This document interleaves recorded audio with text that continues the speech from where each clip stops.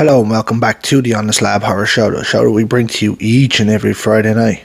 Why we do this on a Friday night? Because Friday night is horror night. Welcome back to the show, folks. As you can see, we have another new guest this week. First time appearance on the show, which is becoming quite a new thing now. Loads of returning guests, which is always a good thing. Tonight we're joined by someone. This is something completely different for the show. This is Miss Kate Evans. She is a psychotherapist. I have to make sure I got that right. She's a speaker on horror and psychology, and she goes under the name of the Mental Health Monster on Instagram and stuff. And you might have seen her up and down either the UK and Ireland recently on the Seed Talk tour. So welcome to the show. Thank you. Thank you for having me. That was a mouthful of an intro. Hopefully it came across as all true. I hope it's all true as well. But yeah, no, absolutely. As I said, you were doing the Seed Talk tour. Unfortunately, I never got to the one in Dublin because, the old Jeff Goldblum saying life got in the way. Absolutely. Didn't find a way for me this time, though. But welcome to the show. Thanks for taking the time out of your evening to come on. Thank you. Obviously, we're actually in the same time zone, which is relatively rare for me. I know Liverpool, it's not that far. Probably closer to Liverpool than it is for me to go to Belfast, I'd say. Right, fair. Yeah. Because I literally live on the beach just outside Dublin. Well, I don't live on a beach, obviously, but my apartment is a 2-minute drive from the beach. Gorgeous. I am not by a beach. Is there a beach in Liverpool? There's the banks of the Mersey. So, I mean, look, there are beaches around Southport and that, but it's not that glamorous. Yeah, we won't talk about Liverpool because that only goes one way when that conversation comes up with me. But yeah, as I said, welcome to the show. So we first connected when I seen that Seed Talk tour, and I was quite interested in going, so I reached out to you. And we're here now. So why don't you tell us a little bit about yourself and what that was, the tour and yourself was entailing? Yeah, so I mean, I'm a psychotherapist, so I see clients every day, 5 days a week, and actively work with people through their mental health. But I've always been drawn to the darker side of things and like horror movies and more kind of like gothy culture and alternative music and stuff. And I was always fascinated how those things came together, how our mental health, how our psychology fits with what we're drawn to. And particularly with horror movies, what is it about horror that draws us to it? What do we like about it? How does it then kind of show us something about ourselves? So the talk started from that and really kind of explores everything through psychoanalysis. So it goes back to old school, like Carl Jung and Freud, and kind of really digging into our development of like psychodynamic psychology stuff, but looking at it through the lens of horror movies. Right. So, and then moves through how it speaks to us, where like we might see ourselves reflected in the monsters or in storylines, and how it kind of helps us embrace some of the more difficult stuff sometimes. Yeah, how it helps us. That's quite a good way, because obviously that subject some people would find quite boring to say listen to. No offense to that, but No, I agree. imagine sitting there being told, "Oh, well, this doctor said this and this doctor said that," but then when you put it to something that they could probably understand more from seeing X film. Yeah, and I think also like I always approach this topic with a degree of humor too, because I think horror does that quite well in itself. It can look at the darkness with a degree of its like tongue in its cheek or a degree of humor. Sometimes, some of it's just grim. But if I went up and just said, right, I'm going to talk about old school psychoanalytics and like horror and depression and trauma and addiction and all this, it sounds like a slog. So it's like approach it with humor, approach it with, a degree of lightness as much as you can, and bring in the movies that people like. And it just helps us see ourselves a little differently, hopefully. It seems to work. It's quite a different way of doing it. Like if I don't struggle with mental health, I don't think. But I think that would get me more than say sitting with a doctor for an hour trying to get something from me, because it'd be like trying to get blood from a stone. I think it really interestingly does tap into something with people. I mean, it started off as a podcast. I did a podcast myself called Mental Health Monsters, hence the name. And it was speaking to people about some of their stuff, like gently, and kind of exploring monsters through the lens of mental health and how we can kind of embrace a monster and bring it in and understanding ourselves through the monsters we like. And it does seem to work. I think bringing pop culture into psychotherapy is really helpful because it's a big part of our lives and we understand ourselves through it a lot. I mean, as I said, it's completely different. I'd never heard of it. No, I don't know whether it happens. I don't follow obviously psychotherapist trends. You know, it's not something I follow on social And media. But I'd imagine it's relatively unused or unheard of when you've done it. Would it be? I mean, I think there are people that have looked and kind of analyzed horror through psychoanalysis and through different lenses, because I think it's something that does. I mean, look, Freud's theory on the uncanny, to get into the old school stuff here, is about the stuff that we are drawn to that's like darker aesthetically. So the stuff that creates an unnerving, creepy feeling in us. And so he wasn't looking at horror movies specifically, but it was about how it taps into the stuff that we repress and don't want to look at and forces us to look at it. Or people like Christava and Barbara Creed have both looked at things around like repulsion or around monstrous women. So it's been looked at, but I think what I wanted to do was bring it in a just a slightly different. I'm not an academic necessarily. Like I'm someone who knows my stuff. I'm qualified, luckily. I've done all the reading, I've done all the research, but I don't think the way I talk is particularly academic. I know what I'm talking about, but I think I potentially talk a little differently. So I like the idea of just kind of approaching it in quite a pop culture way, as opposed to the kind of more academic sense. I mean, I'm sure there are lots of other people doing it too, but this does seem to have kind of connected with people, which is good.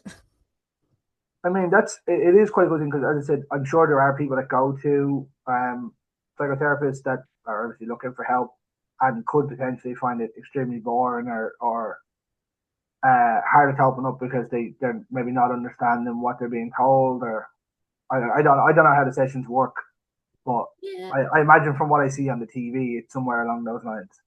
Yeah, I think everyone's a little different. And definitely it's more about people have the answers within them, but you help guide them and give advice and well, not advice so much, but kind of give challenging and stuff like that. You know, it can be difficult. I've certainly had counselors in the past that I did not enjoy their company, and so I found new ones. But if you find the right person, it's good. I recommend it. But I think also sometimes like having a bit of a pop culture reference, I don't know, it just sort of opens your eyes because you've got something visual you can kind of reflect on, or something you can like, oh, right now, okay, I get it because that story's told this way, or this character is like that. And also, I think a lot of the time we're battling with really dark stuff. So if we can look at it like a monster that I like, like, because that's the thing with horror movies, we tend to like the monsters sometimes. So it's like, okay, well, if actually that monster, I like it, can I bring it in and explore it in a way that feels less daunting? It's almost outside of myself a little bit. Yeah, so this is actually something that I brought up on a show a while back with a director and a cast and crew of a movie they sent me to watch, and I doesn't matter what the movie is, I'm always on the side of the killer, always, Right. 100%, don't care. And I was watching this movie, and halfway through, I'm like, yeah, fuck that person up, kill that person. And then it dawned on me, I was like, no, this is a true story. I said, maybe I shouldn't Oh, wow. be rooting this time. But But it's the change when you're looking at bringing movies in.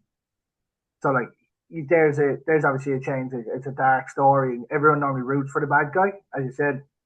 But these type of people are not the ones to be rooting for. But it's also the change in view that happens because of seeing a word saying true story. yes. Yeah, I think there's something of like empathy in that as well, or it feels a lot closer to us when it's true or when it's interesting because I get asked about true crime a lot and its difference to horror.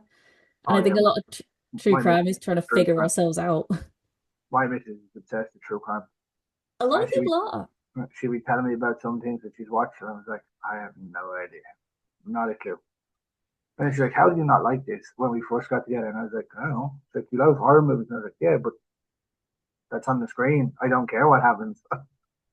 Yeah, it's interesting because for some people it's about, well, horror is separate because I know it's a fantasy. I know it's not real. I know it's play. And so I can kind of engage in these dark things in a way that I know is safe to explore them because it's been written by somebody. I can see the actor on Instagram or whatever having his makeup done, right? So I can kind of connect in a different way.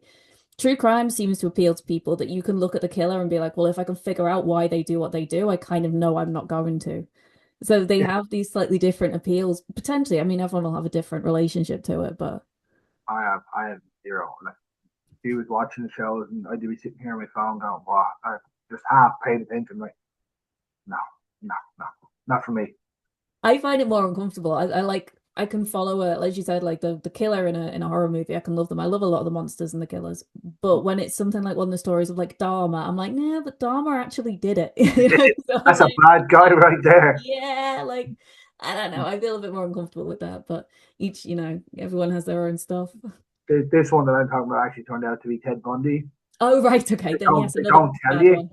right up Right. until the very end. Ah, clever. Yeah.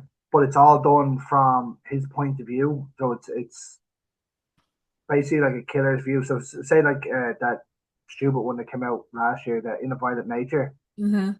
It was Yes. like that, but it was nearly over his shoulder camera. Oh, interesting. So it puts Yeah, you in the eyes of the, yeah, interest. yeah, That yeah. kind of stuff's interesting. The movie was fantastic. It's called The Black Mass. Um, Fabulous. if you get a chance to check it out, it's an indie movie from the States, but it was fantastic.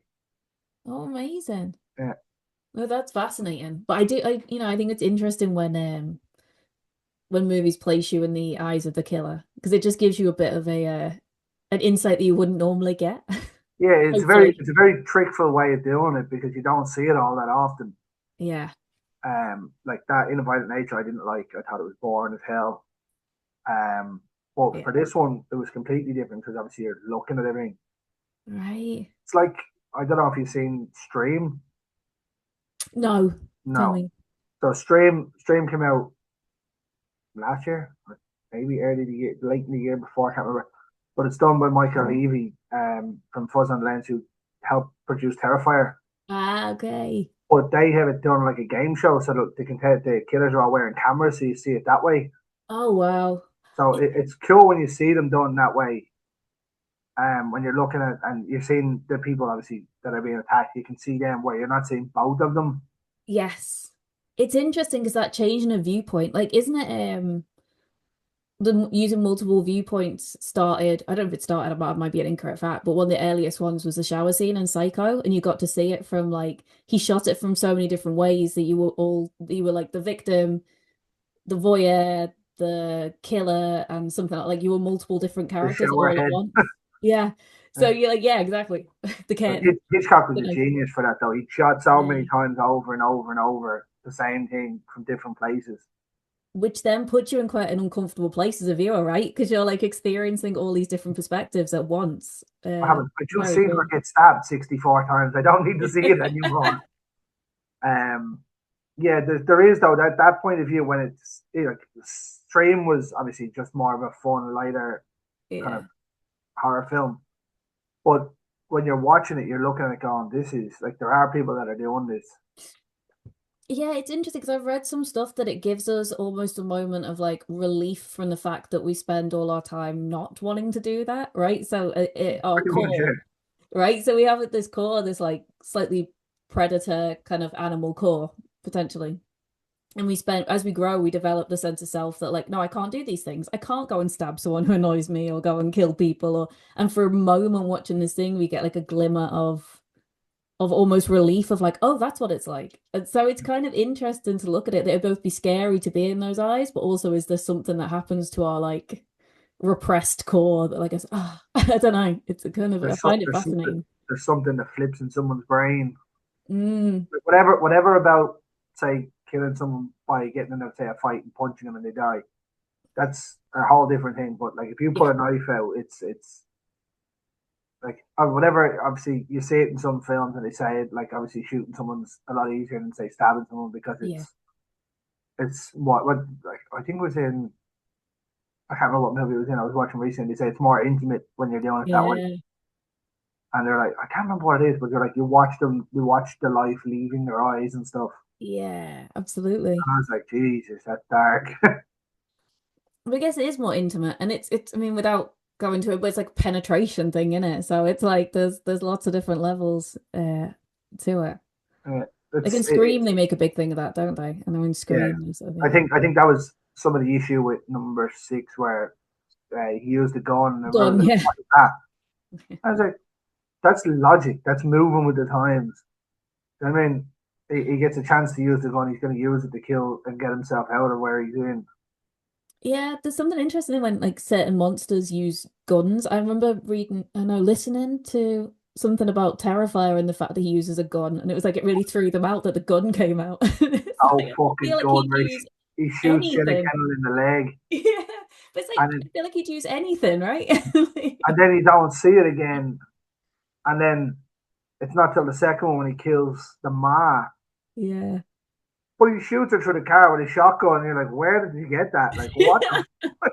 It's just so random, but it was so good. Like, it was just, as you said, the way the film had gone, you'd seen, obviously, he takes out the two in the pizza shop, and then he's Yes. like, killing people along the way.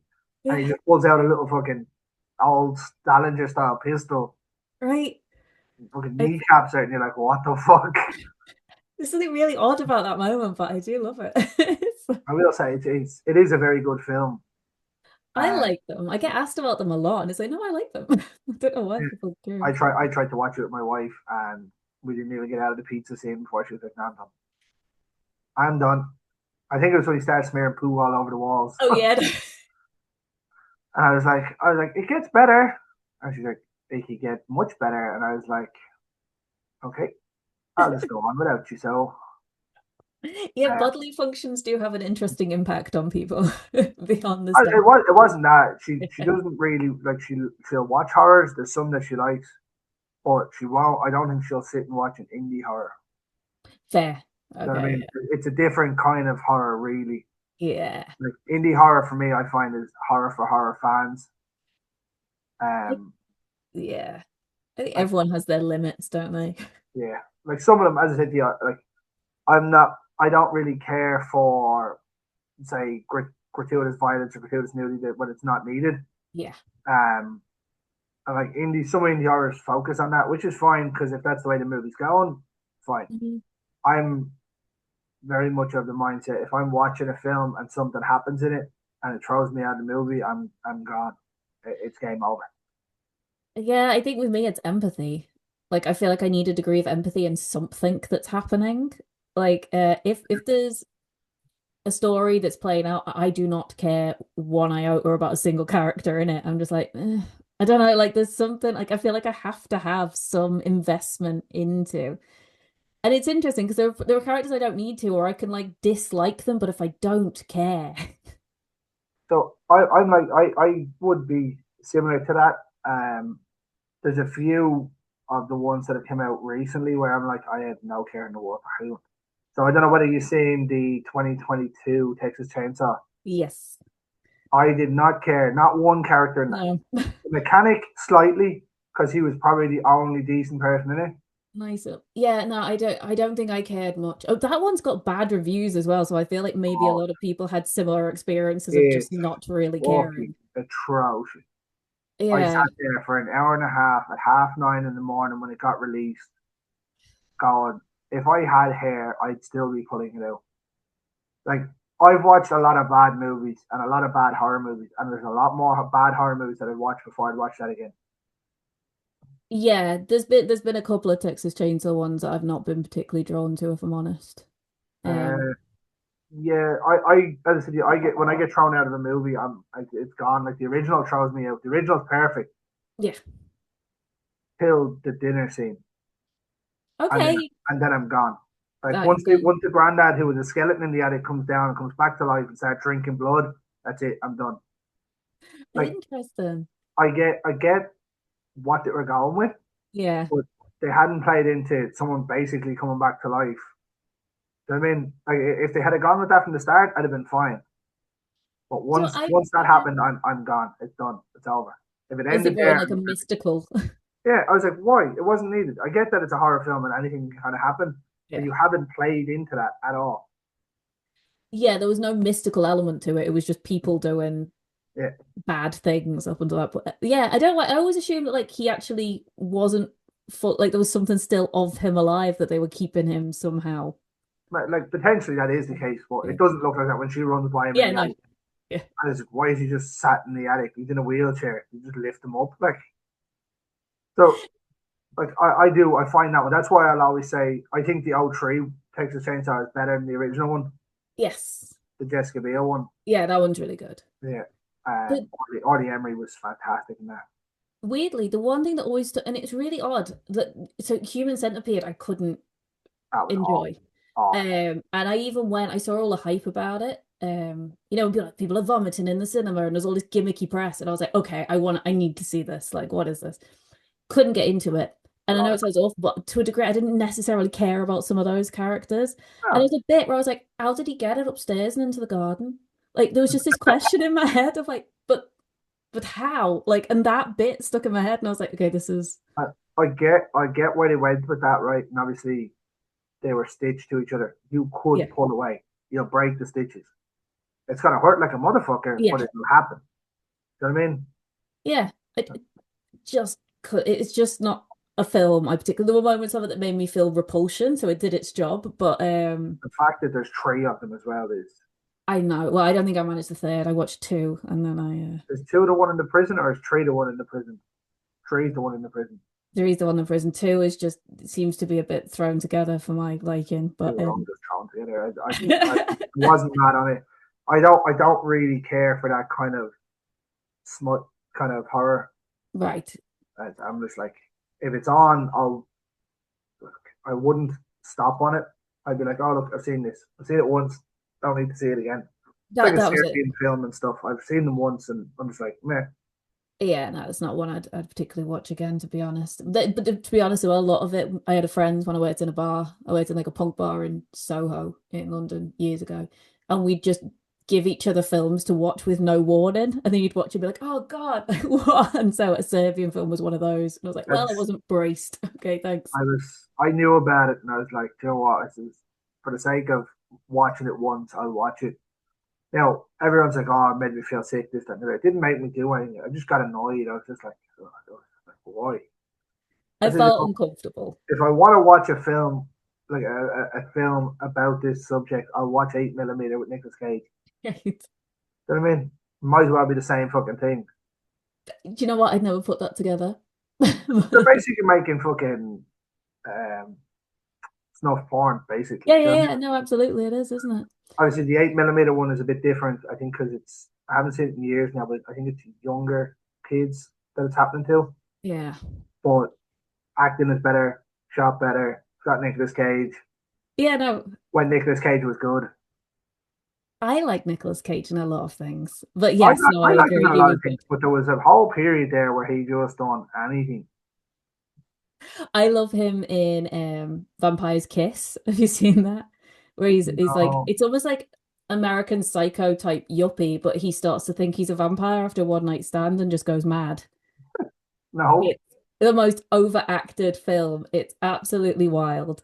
I'm Um, kidding. it's Nicolas Cage playing a man unraveling, and it works so So, well. so it's Nicolas Cage playing Nicolas Cage, Yeah, right. Yeah, who thinks he's a vampire, and then he becomes Dracula in Renfield, so it all works out pretty well. which was atrocious. Do you know what? I like it. Oh, I hated it. Hated every minute of it. Uh, Really? I like Nicholas Holt. I like Nicolas Cage. I like Jenna Kennel. I like a lot of them. Jacob Bartlong was the other lad in it, wasn't he? The guy from Spider Man. Yes. And it just didn't work for me. It just didn't go. I was sitting there going, just end, please end, please end. It's such a different experience, but I don't know. It's because I a lot of my work is with narcissistic abuse. Um, So because it's essentially a film about narcissistic abuse, but with a Pretty vampire, much I it. was like, yeah, But I suppose every Dracula film is though, really. When once yeah, Renfield comes into it, that's all it is. yeah. And there's really interesting readings of like was Renfield actually like a reflection of Bram Stoker's like unable to come to terms with his own sexuality, and he actually was it Walt Whitman or somebody? He I might have got that name wrong, apologies about it. But he was sending letters to somebody anyway with like admiration, and they were like, "Oh, well, Dracula, the kind of relationship they want, and Renfield is the guy kind of possessed by madness and unable to kind of find his own will in the world. And so it's interesting. Like there's That would make sense because there's no way you're not going to work well. Obviously, it's a fictional film, book, but like how you go to work for a vampire who's just being an arsehole and like telling you you're going to be a vampire and you're going to do this and then just never does. it's the well, that's where I guess the abuse element comes in. Like I'll do it. I'll make you powerful. I'll give you everything you want, but you've got to put up with all this. But it's so interesting. But there's a lot about like repressed sexuality and being enamored and entranced, and yeah, it's fascinating. It wasn't me. Even the older versions of Dracula with that, I'm just like, no. I love. Don't get me wrong. I love the Dracula idea, and I love the older films with Yeah. Christopher Lee and Yes. whatnot. But like Gary Oldman's version is still my favorite Dracula. Yeah, I like that one. But I think my favorite Dracula film would probably be Dracula Untold, where it doesn't touch any of that. It's just him absolutely off the chains with Luke Yeah, the Evans. romance is out of it. Yeah, Yeah. just him. His wife had been killed, so he's just gone fuck you. Basically, yeah, like a revenge movie. Yeah. Yeah. But like I don't know if you've seen Dracula Untold, have you? I did a long time ago, I Oh, think. which? I can't remember. I'm trying to think of that one. So he plays Luke Evans as Dracula, but he's playing Vlad the Impaler. Yes. Yeah, Yeah. and obviously it's got Bill Nye as the bad guy, and like it's basically the Dracula story, and it's the vampire in the cave and him fighting I think the Czech Republicans or somebody Yeah. in that war, and it's just savage. Because obviously the story that Dracula was Vlad the Impaler as well kind of ties into it, and I was like, yeah, it's awesome. Well, they brought that more in, I think, didn't they, with the Oldman one? They kind of Yeah, introduced the kind of lad warrior element because like Bela Lugosi and all that are just like they were old swapped. men on yeah old men on mountains. Yeah. There's such a difference that when you look at Bella, you look at Christopher Lee, and you look Yeah. at kind of any of them then, and then you get to Gary Oldman, who's completely different. They're tall, slender. Gary Oldman is just one of the greatest actors probably ever. The film is atrocious though. But Yeah. I love his performance, but like Keanu Reeves was shocking in it. The film Yes, itself no. was I I think the film's beautiful. It's beautiful in the way that it's shocking. Francis Ford Coppola done a hell of a job shooting it, but it stunning, just but the accent is it's just a unsettling. mess. And like I'll still watch it when it's on. Like there's no chance I'm not turning it. If it's on, I'm not turning it off.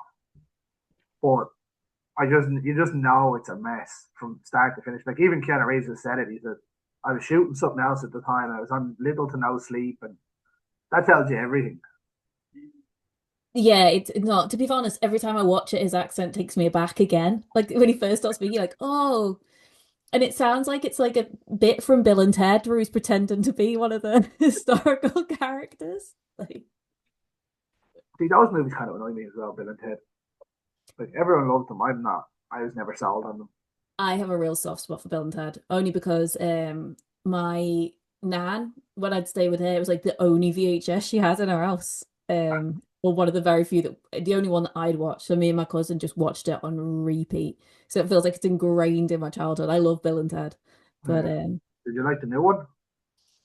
do you know what? I watched it at the cinema as part of a trilogy. So they screened all three in a row. So it was Oh, quite no. a long time in the cinema. And by the time I saw the third one, it felt really jarring next to the first two. I think if I saw it separately, Maybe yeah. I would have liked it more. I did like it, but I think there was a bit of me that was like, oh, I don't know. It felt like Keanu Reeves. He'd obviously gone off and done some serious films and come back and struggled to get back into the headspace of I playing that thought kind of airhead kind of role. I don't know whether he struggled to get back into it or people struggled then to see him. Maybe, Like, maybe. because he's obviously done The Matrix, right? I'm not a fan of The Matrix, but he done John Wick and he done a Right. couple other action films, and everyone's like, "Oh, look at him now!" And then it's back to the Bill and Ted. Yeah. And it just, I don't know, it felt like he didn't feel quite comfortable in that role, or I didn't feel comfortable seeing him in that role. I don't know which it was, but it just felt odd. But particularly after seeing it straight after two, it was like, oh, like, but I enjoyed it. It just felt so different. Yeah, it's look, it's what it is, isn't it? It was always going to be a struggle to, like, obviously, I said I'm not mad on Bill and Ted anyway, but it would always be a struggle to make up to the first two. Yeah. It was cool. Alex Winter was there as well, which was good. He did a little Yeah, Q&A, and Lost Boys is one of my absolute favorite films of all time. So yeah. such an overrated film. Wow, we do not agree on anything. I said that to someone before. I said that to someone after the Love of Heart, and then he punched the head out of me. No, it's very good, but I wouldn't have it near the top of vampire movies No. that I everyone think does. yeah, yeah. There's something about it that is interesting, but at the same time, it's like I guess it's a really interesting one to analyze because people have looked at it through so many different lenses as well. So it's a really kind of cool, Uh, it's very very good. The cast are brilliant. Everyone does everything. The soundtrack is phenomenal. amazing. But for me, I wouldn't have it up there. Like, wouldn't be my thing. Obviously, you said you've done talks on vampires, so you've obviously watched quite a lot of vampire films. Then Do you know what? I always feel like imposter syndrome when I do that talk because there are about a million vampire films out there that I have, the reason I started looking at vampires is I saw Nosferatu when I was a kid by accident, the Murnau one, and it scared the hell out of me, like absolutely terrifying. Still find him the creepiest vampire, I think, the I, old Nosferatu. the way the teeth were done in that was just ridiculously good. It's incredible. And just the way they shot things. Like, so when I did uni at film, it's a long day. I did film at uni. So I did film and music before I went and did the training to be a therapist. And we looked at like sort of German proto horror and the way they shot things in that kind of brutal, disorientating way. And so that whole thing coming together in Nosferatu, I got so fascinated with it after being so terrified by it. And then I saw Blade and I just wanted to be a vampire from that point on. Um, The Blade is just unreal. Blade's incredible. And I think because I was quite a bullied, shy kid that didn't really, connect with people that well and struggled going to school, I was like, if I was a vampire, like everything would be cool, right? I'll be kind of I what a fucked all you up.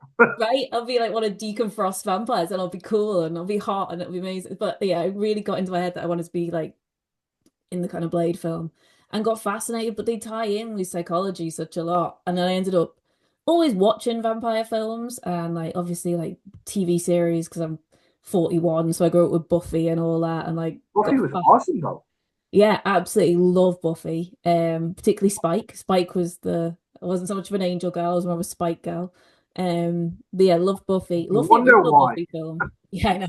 Well, I'm also a big Billy Idol fan, so but the original Buffy I think is incredible too, like the original The film. Christy Swanson one. Yeah, It's so underrated. And so many people, like obviously the bit younger than me that wouldn't have seen Buffy coming out, um, probably won't have seen it. And right. some will refuse. I know people that refuse to watch it because it's not the Sarah Michelle Gellar one. And I was like, this is where that came from. It's incredible. It's incredible. And just Donald being Sutherland is the bad guy. yeah, Luke Perry and It has it David has Arquette. probably it has probably one of the funniest death scenes ever. Yeah, all the Pee Wee Herman, Paul When he Rubin. gets his arm cut off, he's like, oh, ah, oh. He's It's just just bouncing around the screen. incredible. And I just remember being like young, going to the video shop, seeing the front cover and its hair in like the prom dress with the leather jacket, and I was like, okay, wow, I need to see this. Yeah. So I really loved all that stuff. But every time I do the vampire talks, I'm always like, oh God, they go to what films I've not seen. Like I get such imposter syndrome because people are like so into vampire. There's so But many of them now as well. millions. They're just coming out relentlessly. Yes, there is a lot, and there always has. I mean, I think they did like a study where they were looking at like pivotal characters throughout history and the ones that have lasted the longest and are the best known across cultures in the world. And it was like Father Christmas and Dracula were like up there. Like, It's inevitable though, really, isn't it? yeah, Like it's everybody knows who Count Dracula is, whether it yeah, be whether it be from kids from say Hotel Transylvania Yes.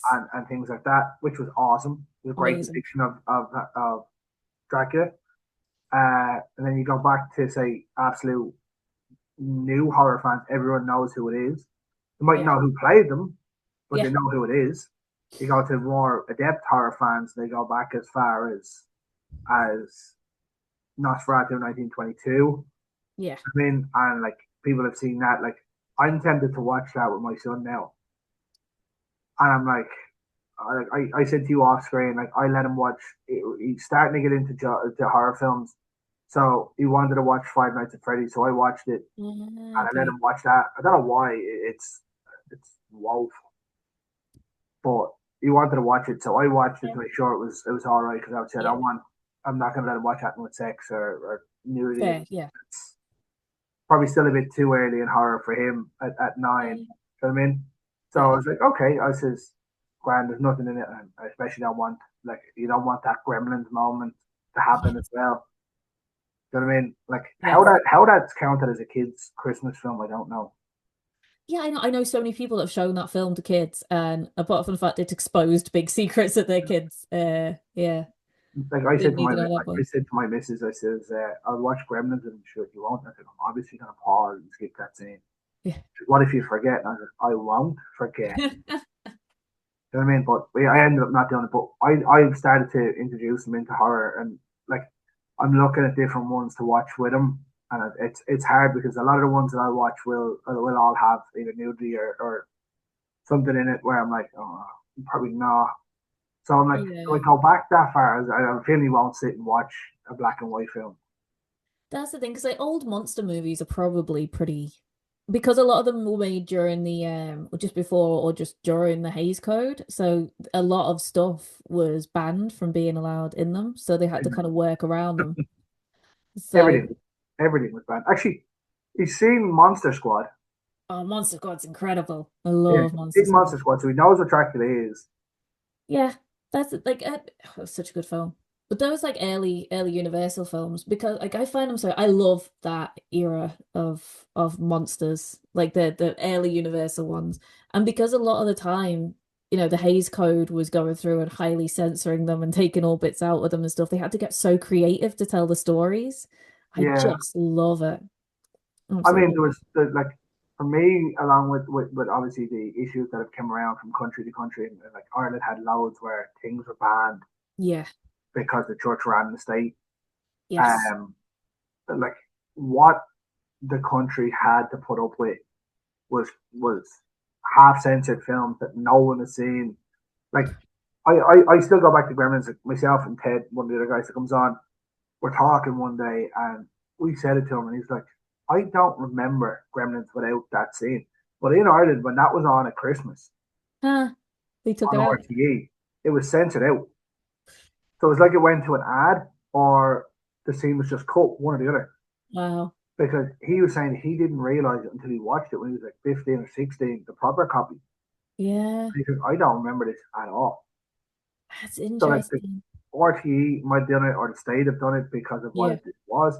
But like how many other films have gone through this country that people have seen maybe once and I haven't seen the full film? Like, Oh, wow. hmm, It is interesting. Apparently in like the original Frankenstein was made before Hays Code, so before the morality code. And then during that they took out the scene where he talks about being God. Like when he talks about the fact that he's created life and he is like a god, he's become like God, and they take that out because it wasn't acceptable at the time. So there's versions of it in it, and there's versions without it. I think there's one other scene they took out as well, but I can't quite remember which one. But yeah, so loads of films. it's mad. So it is but obviously you bring up monsters in your pod or in your talks. Yeah. Frankenstein obviously has to be the big one, is it?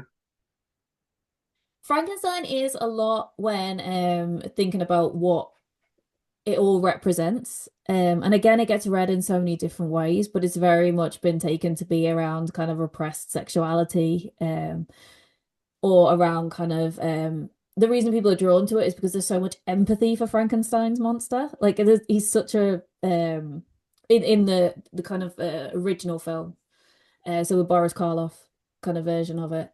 particularly there's such an empathetic feeling for that monster that I think a lot of people at that time who couldn't live openly as themselves were really drawn towards feeling monstrous or feeling like the monster. And they found a lot of comfort in watching that on screen. And interestingly, I feel like it's happened again with Del Toro's Frankenstein. I feel like a lot of people have been very drawn to that creature. I can get that. So I was having a debate on one of the forums recently, obviously about uh, Frankenstein Yes. and like some of the issues that came up, and they were like, "What was?" Well, I said I liked it. It was he couldn't have got a better director to shoot that kind Yeah. of film. I says I knew going in it was going to be slow and it was going to be methodical and he was Yeah. going to get everything across and everything that needs to be in it. I says I have a few issues with the monster itself. Like it was just far too powerful for what it needed to be, Right. with no explanation to as to why he could turn a 60 or 70 foot boat over. Yeah, fair. Yeah. Yeah. Uh, He was very powerful. and then I was like the whole thing of morality, and it came up with him, and it's like, when is he a human? I said he's not a human. He was never a No. human. I said he can't be, and he said, well, he has a soul. And I said he couldn't have a soul. He's about 50 different people. I Yeah, said, he so is. is it the soul of the person whose brain he has? Is it the soul of the person whose heart he has? Now, for someone who doesn't believe in that kind of thing where you have souls anyway, I was just going to the point, and they were like, no, well, it's his soul. It's him. He's imagined that he's born now. I said, no. It says he can't be born now. Everything he had is old and used and has died at some stage. Yeah, like he is the bits that were left over from other people, or he is the multiple. But it's interesting, I guess you could look at it from the element of like multiple selves, and then if I was to really go psychoanalytic on it, we look at it from the idea that we are made up of multiple pieces of ourselves. We are realization that we are a fractured self, but within us we have to find the truth. And perhaps he's a bit of a representation of that. There was lots in that film like around it's a great one to explain different things because there's a lot of like the Oedipus complex in it. So there's a lot of mothers and sons and fathers and that kind of slightly Oedipal element to it that was put into the film. They really did go heavy on that when they're showing obviously Dr. Frankenstein as a kid himself, Yeah, with yeah, with oh, his name, the I can't think of his dad's name in the film now. yeah, yeah. No, not Christopher Lee. Anyway, it's like even when you see them talking, they're talking about the mom had died and stuff during childbirth, and it's like I should have been able to save her, and then it's just Yeah. a dickhead. It's really interesting because I think there's a lot of everyone came out of that like, oh, the real monster is Victor, and it's like, no, I don't know if there is a monster in this film. I feel like there's, uh, I would tend to agree with that. He's the yeah, bad guy in the film. you think he's the bad guy. He's the bad guy overall in the film.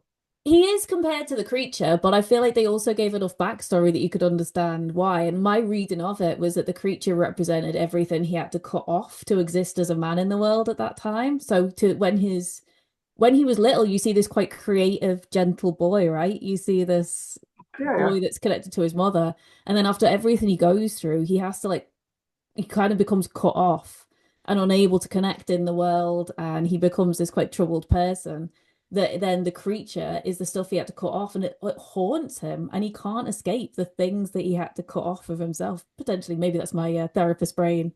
Well, that would make sense to it, right? And I'm pretty sure that's probably why they were trying to go in terms of it for Right. people to think that way. But he's the general bad guy in the film, Yes, yes, right? yes. And this is the point I meant to bring up earlier when I was talking about Texas Chainsaw, right? So I knew you done Frankenstein because I seen one of the pictures you put up and you had the slide with it on it. So I was Yes. going to bring it up anyway. But everyone goes on about obviously Victor's the Frankenstein's monster is the evil character in the film, and to me, it's never been that way. To me, it's Mm, always been he's a victim of circumstance. Uh, yeah, the same way Leatherface is. He knows no different. yeah, a lot of I think it's really interesting. I think there's a lot of monsters who once you get underneath the surface, you start to actually see why they do what they do. And that's why it taps into people around kind of their shadow self or their otherness, or it kind of taps into the part of us that we might deem monstrous and then go, oh no, there's a reason. That's why they're really helpful. Though you do think that there's films where it's like they kill because they can. Like maybe we'll get a backstory for Art the Clown. I don't know, but it feels like there's something there that he's just like, Well, there is meant to be in part in four. four, yeah. I don't know how long we're going to get of it, but I don't particularly want it. I'm happy Right. enough to just have this badass killer clown. You know what I mean? Just let it ride Yeah. and go to the well and finally get his comeuppance and take Sienna out. Like I always find one that I find really interesting is Patrick Bateman What a in man! terms like I love American Psycho. And I think That it's really interesting because you have to like sit with a psychopath. that right there is a man who's just coked off his brain. That's all that is. I don't think there's Yeah. too much more. He's just so self engrossed and self obsessed, and that's Yeah. all it is. Like Yeah. everyone goes on about, oh, it's this, that, and the other. No, and they're like, oh, he's looking at himself when he's having sex. Yeah, he's that self obsessed. Well, that's the thing, if you look at it, if he's potentially just like a sort of narcissistic, psychopathic 80s yuppie that, and I know in the film they wanted to add some elements to make him look a bit more ridiculous so that it changed the feel of the film. Because I think when they looked at different actors to play him, and when they got him in, they changed him. But I think it's a fascinating character. Oh In yeah, the you don't really even need to look too deep into him in many ways. like for me, that's Christian Bale's best role, hands down. I Like mean, people will say Batman, but I'm like, no, I he love peaked with him. that. Yeah, I love him That's as Patrick. that's prime right there. But like that character alone, like people will be like, oh, it's this or it's that, and it's him. It's like it's not. That's just him gone. His head's just gone. And then a lot of it's in his own brain, and he doesn't even realize. Yeah, Like the ending of that, where he thinks he's killed all these people, he's obviously just had a mental breakdown. Like, and he's yeah. gone. It's The head's fascinating gone. to the point where you're watching it going, well, what did I just watch? And then you're in a point of questioning, and then it's so clever in the way that some of these films throw you out where you suddenly go, wait, what? What And was then they I made, just and in the then they made mind the of second one. mania? Yeah, and then they made that second one with Mia Killen. Yeah, Yeah, they just had to do it, didn't they? With a female as the lead. yeah. I was just like, why? It And was I like the first one a lot. I kind of like to hold it as a standalone film. Did they do another one with Vince Vaughn? No, that was Psycho, wasn't it? That He was done Psycho. Psycho. So That was yeah. the less said about that one, the better. Yes, the original Psycho always for me. Even it's odd as you get through like Psycho 1, Psycho 2, Psycho 3. It's just Yeah, like, once it was the original. Once it was Perkins, it was perfect. Even the movies got worse. yeah, I He mean, kind it's of like held it along.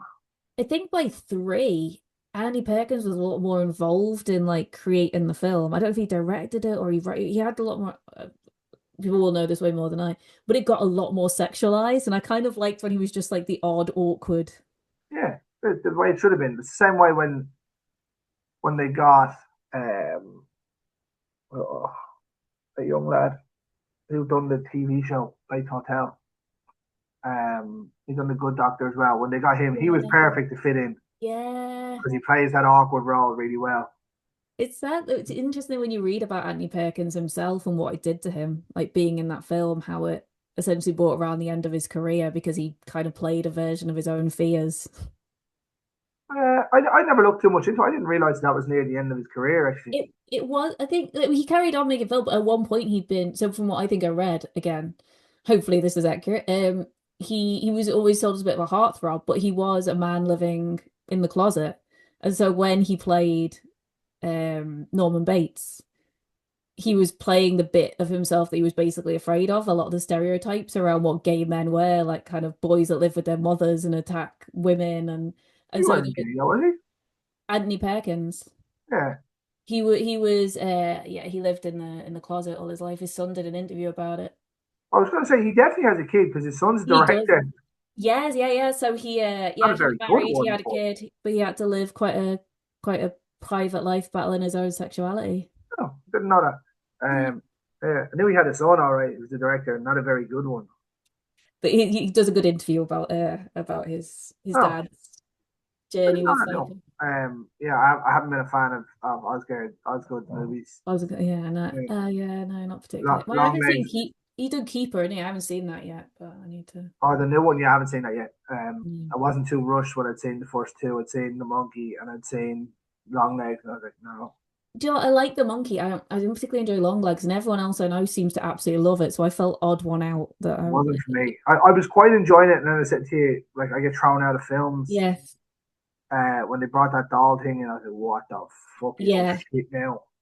I was I like, don't. it's boring, but I was waiting for a big payout, and it just didn't come. I was like, that's just the easiest cop out.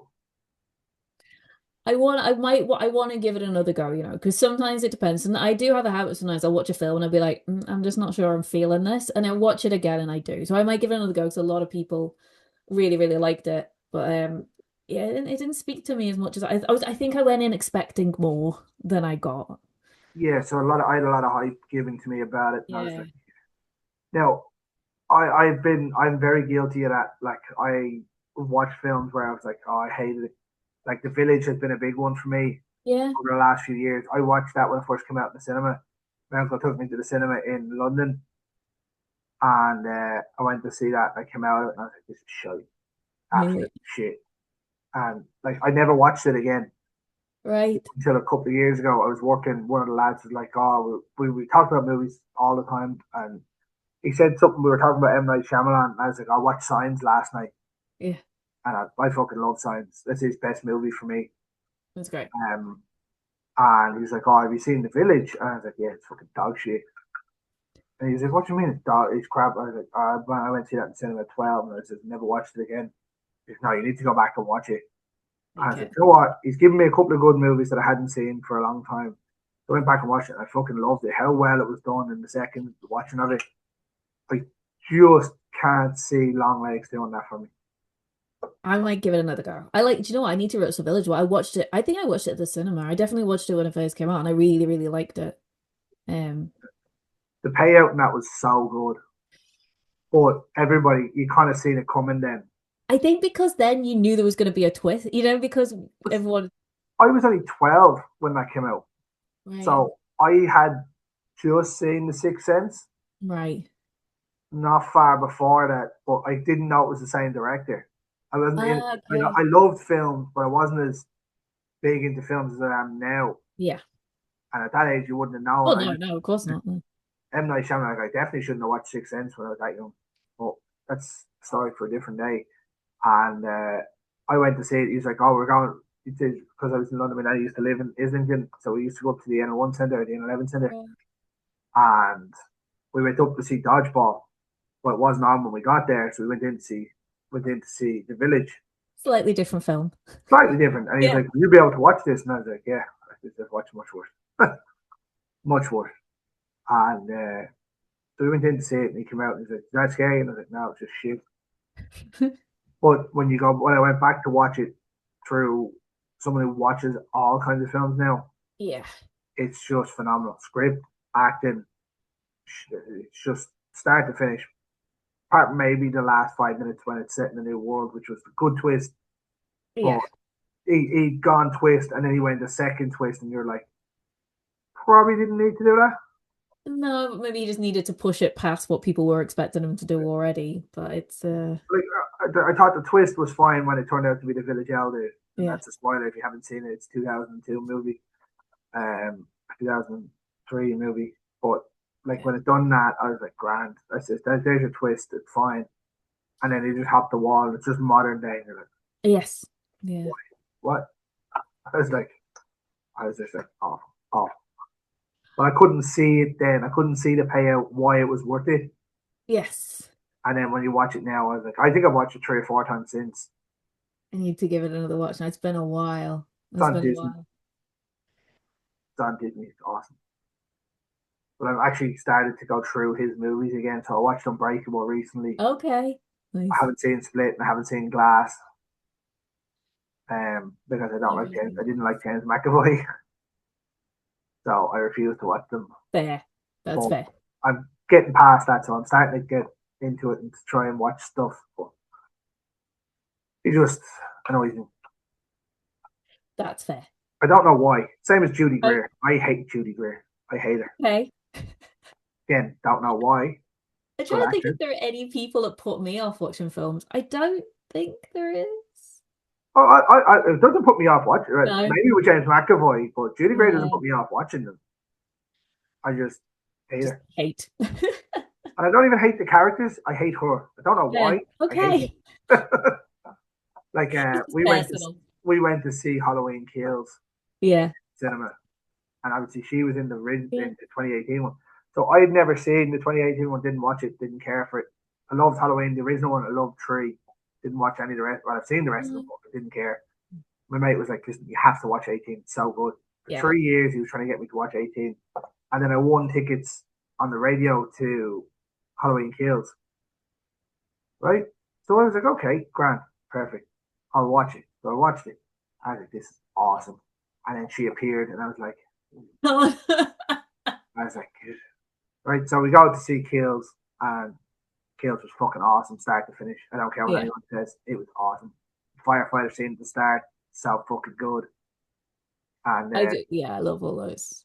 It then was it gets to the point where obviously the mob scene, and he gets free, yes. and he kills Anthony Michael Hall and stuff, and I'm like, yes.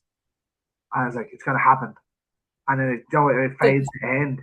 And I was like, and then she takes him out, and I was like, you fucks. And then she's standing there, and he's just behind her, and I was in the cinema, I was like, yes. And my missus was like, will you ever shut the fuck up? I was like, yes, fuck her up. Like, I was just, I can't, I don't know what it is.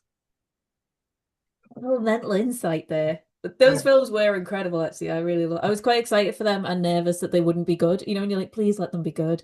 And I I, don't like when you see a lot of the film in the trailer because I was like, no, stop ruining it. I've seen half the film. So I really enjoyed Ends as well. I know a lot of I people, it was divisive amongst everybody. I I really enjoyed it. I enjoyed it once I started to just be like, just watch it as a film. Stop like looking for it. Stop It is wanting more basically Michael. Halloween 3. That's what Yeah, it is. yeah, Halloween 2018 was Halloween 1. Again, just older. yes, Simple as that. Halloween 2 was Halloween 2. Or, sorry, Kills was Halloween 2. It's yeah, just a more aggressive yeah, more violent. psychopath killing everybody Mm. for any reason whatsoever. And it was awesome. Especially when he killed, it's the way you don't see in horror films, they don't kill kids all that often. Right, I know. So he kills the kid, he throws the mask with the head in it, and I'm like, yes, yes, just do it. Kill everyone. Do it Right. all. And Yeah, it was pretty brutal. It was like, as in like relentless kind of brutal. yeah. And Yeah. then 3 was obviously they they showed you a new Michael Myers in the Yeah. beginning, basically with Corey, and everyone was getting behind it. And then it was like they brought it back, and I was like, oh, why? I was like, why do that now? You had the potential to run this next story. I know, obviously, the story had to go and it It had to had be to the end, end, didn't it? Yeah. but it could have ended with Corey killing him, and that being that, like making it look like he was going to kill the girlfriend, and then have Yeah. Corey save her, but instead it's him then that's going to take it over. Yeah. That would have been where I would have went with it. But I don't really just wanted to just like done. Yeah. Wrap it I up. mean, don't get me wrong, David Gordon Green had signed on to do 3 films. He'd done 3 films, he'd done them really well. So good. And John Carpenter was quite happy with them as well. So that tells you everything you needed to know. Although you could throw a bag of money at him and he'd be happy with it. I don't But know. He seems quite grumpy when you see him interviewed. it does, but he just tells it like it is, really. Doesn't I he? know. I love it. I It's just love like it. that. So I'll tell you what, I don't want to hold you too long into Yeah. the evening. So I'll try you a couple of quick fires before we finish. Yes. Right? Give me your top 5 horror films. Ah, that's really hard. All right. So, Killer Clowns from Outer Space. Jesus. Uh, The Keogh brothers are going to Manchester this year. Can't wait. I know, I'm so excited. Killer Clowns from Outer Space, 100%. Lost Boys is in there. Halloween 1, Exorcist, um, Creature from the Black Lagoon. I like the classics. Now, the old one or the 70 odd remake? Old classic. I didn't mind the remake. The Yeah. that again? Nice. Yeah, there you go. Nice. Maybe it's So because I was like a where low. did it play one day? Oh, Oh, it's a blur. you know, blur in the background. Ah, amazing. You're Uh, joining in. You're though, do joining you in the know crew. what? Maybe. Oh, so I feel like Scream would actually be just for like I love Scream as well, and it holds such a place in my like. teenage world of suddenly like, oh my God, this franchise runs alongside me. And I don't know, it's just like I've got a real soft So sort of Scream maybe, but I'll give you a quick funny story then before I ask you the last question, right? So Scream obviously came out in '96 and yeah. ran whatever, everyone knew everything. So COVID comes around and everyone's locked down. Everyone's going through movies to watch, right? So I Right. said to the lads, I'm going to rewatch Scream, right? Fully on, turned on Scream, sat there, watched it, realised I don't think I've ever seen this in my life. Don't think I'd ever seen it in my life. Or if I had, I'd completely blocked it out. And obviously, I knew what the story Oh, was because Scary Movie done it and it's been done right, on it. yeah. You see it all. But like things that happened, and I was like, yeah, I have no clue, no recollection of this whatsoever. No. That's amazing. So I Amazing. watched all four of them. Still not a massive fan of four. No. But I think I've watched them all. Me and my friends have a real kind of because we watched. I mean, I think when was it? I must have been like 11 when the first one came out, maybe. And so I was proper like young and just like, ooh, what is this? What is this film? It looks so cool and being completely enamored with it. So, But once I seen it, then I watched them all as a kid. Fucking awesome, awesome. amazing.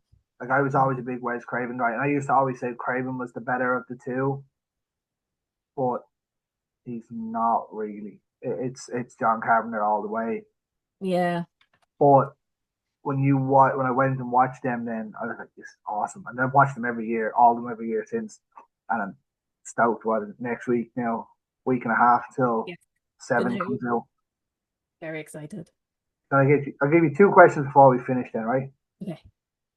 Does Sydney survive this one?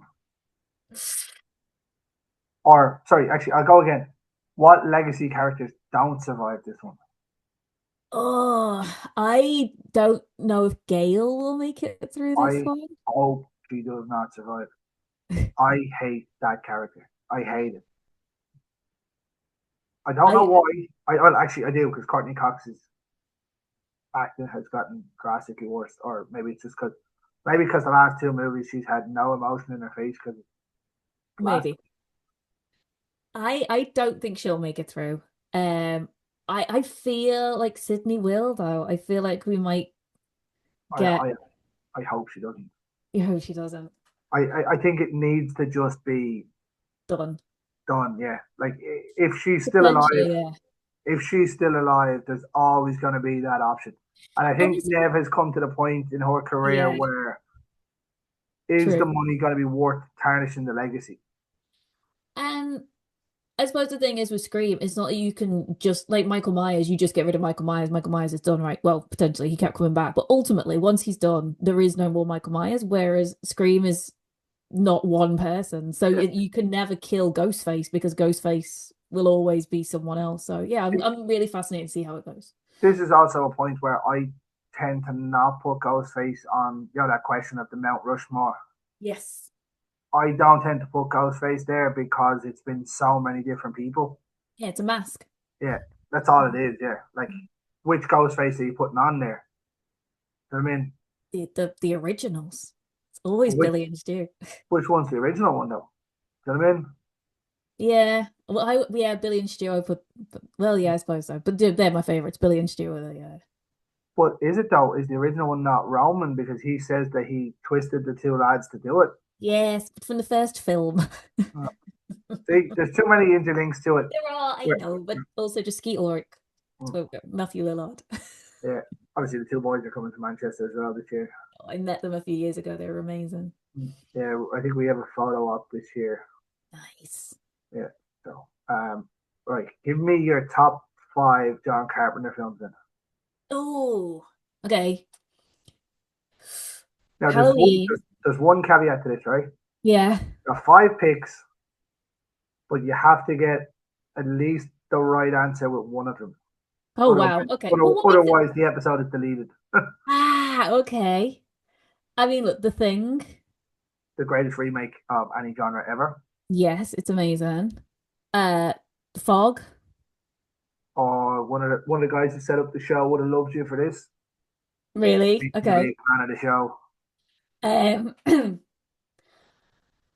They Live. I really love They Live. Is that? awesome. Yeah. That's not the movie, but it's awesome. Yeah. Oh, That's okay. that's more prevalent now I think so than too. it was when it came out in '88. And now I've got three in mind and I don't know which ones to go with. 3 for 2 spaces. I know, I know. I have a real soft spot for Halloween 3. But Um, he didn't direct Halloween oh, 3. he Tommy did. Lee Wallace did. Of course he did. Oh my God, then that means two. Halloween and oh no, maybe there's two. Big Trouble. Yes, fucking yes. It's the greatest movie ever made. Me making a mistake about Halloween 3 completely freed up a spot there. There we go. Yeah, the Big Trouble at the Time is my favorite movie of all time. Favorite movie of There all we go. time. The episode goes ahead. I watched it with my young lad as well there recently, and Nice. he actually So sat and good. watched it. He's like, "What's going on in this?" And he's like, "Who are they? And why are they playing?" And I was like, "If you don't shut up, I will kill you." It's such a good film. It took me a while to actually get around to watching it. Like I didn't see it when I was younger, and then I saw it, I was like, this is incredible. So good. Oh, and then I heard like obviously the rumors that The Rock wanted to do it because it's his favorite. Yes. I was like, please don't. I like The Rock's films; they're good action films. But you're not the guy to play Jack Burton. Sorry, No. No, no, no. no, no. But Kate, it's been a pleasure to have you on. Thank you so much for having me. I'd love to have you back at some stage, and we can deep dive into something else deeper into Absolutely. some of the horror films that you use. Um, Yes. It's a and lot of unnerving stuff like Possum. what is a possum? Like The the the animal film Possum, yeah, it's unnerving. possum. I don't Possum. think I've heard of that. Yeah, go gentle with it. It's got some delicate subject matter. I'm always give a trigger warning with it. Trigger one. Don't look at me. Okay. Movie. Oh, I have seen this. The Yeah. weird spider head Yeah. thing. Yeah, Yeah. I have seen that. It's a weird one. That Yeah, I seen it when it came out. Yeah, it's rough. it is. It is rough. It's rough. Again, that might be one of those ones where it was a one and done kind of thing. I've watched it a lot because it's written based on Freudian theory, so it's a good one to utilize. That makes sense. It's the puppeteer thing, isn't it? Yeah, the uncanny. It's very Yeah. good. Anyway, on that That's note, that's for a different thing. As I said, absolutely. I'd love to have you back on at some stage, and I'll dig deeper into your brain. Bad. Thank you. Just no scalpels this time. No, no. Yeah, maybe next time. maybe, maybe, maybe you can pick my brain and see. No, just a therapy session. Yeah, pretty much. That's just all I wanted to do. I just didn't want to say that I was going to therapy. But I know the Sea Tour. Is your Sea Tour still going, or is it finished? It's still going. So off to Brighton, then Bristol, Cardiff, Nottingham, Carlisle, loads more getting booked in. Lovely, lovely. And hopefully, then the next time you're in Dublin, I'll actually get to make it. Fingers crossed. Hopefully Yeah, I'll be back. I had a great time. yeah. I like it would seem busy, so hopefully. Yeah, fingers And if crossed. not, I will see you in Manchester in April. Absolutely. I'll Uh, just be wandering around searching for skeet. you'll notice me, big bald ginger guy with a black t-shirt on that has the podcast on the back of it. Perfect. Yeah. But appreciate your evening. And all the best with the rest of the Sea Tour. Thank you so much. Hopefully, they're all as popular as they were over here. I think it's because they're doing well. They're doing well. A lot of them are selling out. So, That's a hell of an achievement. yeah, it seems to be something taps into people. So, that's good. Fair enough. Fair enough. Well, I'll leave you to do that. And what I'll do, folks, is I'll finish this the way I finish every single Friday night. In the words of the great George A. Romero, ladies and gentlemen, stay scared.